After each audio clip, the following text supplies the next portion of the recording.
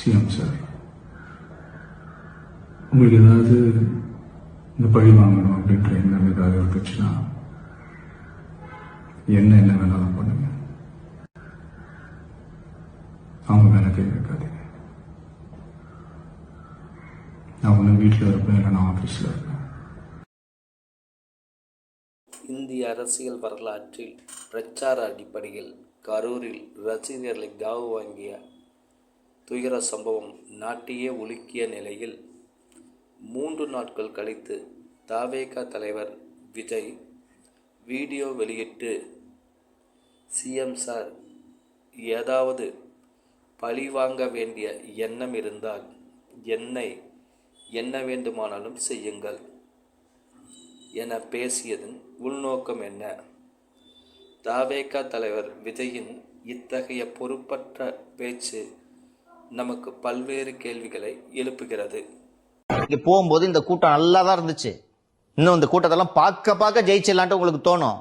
ஆனா ஒரு வகையில் 40 உயிர்கள் போயிருந்தாலும் விஜய் அவர்களுக்கு இது நல்லது என்பதை புரிந்து கொள்ள வேண்டும். இந்த மாயையை பார்த்து ஏமாந்து தனியாக நின்று செப்டம்பர் 27ஆம் தேதி திருவாரூர் மற்றும் வடசென்னையில் பிரச்சாரம் மேற்கொள்ள வேண்டிய விஜய், டிசம்பர் 13ஆம் தேதி சேலம், நாமக்கல் மற்றும் கரூரில் மேற்கொள்ளும் பிரச்சாரத்தை ஏன் அவசரமாக, எதற்காக திடீரென தனது சுற்றுப்பயணத்தை மாற்றி அமைத்தார்?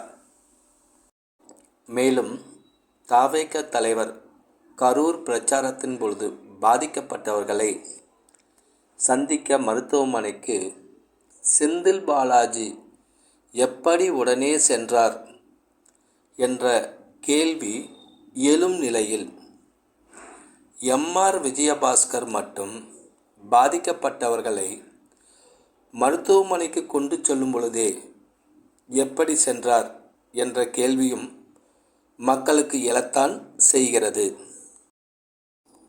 மற்றொரு புறம் நடைபெறவிருக்கும் 2026ஆம் ஆண்டு சட்டமன்ற தேர்தலில் மெகா கூட்டணி அமைத்து எப்படியும் திமுக ஆட்சியை வீட்டுக்கு அனுப்புவேன் என பேசி செயல்பட்டு வரும் எடப்பாடி பழனிசாமி அவர்கள் திமுக கூட்டணியை பிரிக்க எத்தனையோ முயற்சி செய்தும் அது ஈடேறவில்லை என்பது நாடறிந்ததே. மேலும் எடப்பாடி பழனிசாமியை முதலமைச்சராக்கிய சசிகலா அதன் பின்பு தினகரன், பன்னீர்செல்வம் மற்றும் செங்கோட்டையன் என ஒவ்வொருவராக அதிமுகவை விட்டு நீக்கி அதிமுகவை தன்வசப்படுத்தி கொண்டார் எடப்பாடி பழனிசாமி. தவேக தலைவர் விஜயை தன்னுடைய கூட்டணிக்கு இழுக்க எவ்வளவோ முயற்சி செய்தும் எடுபடவில்லை.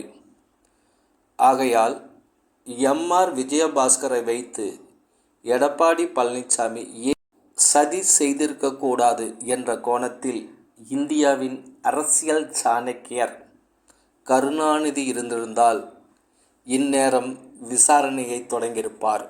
எல்லாரும் ஒற்றுமையா இருந்தாங்க.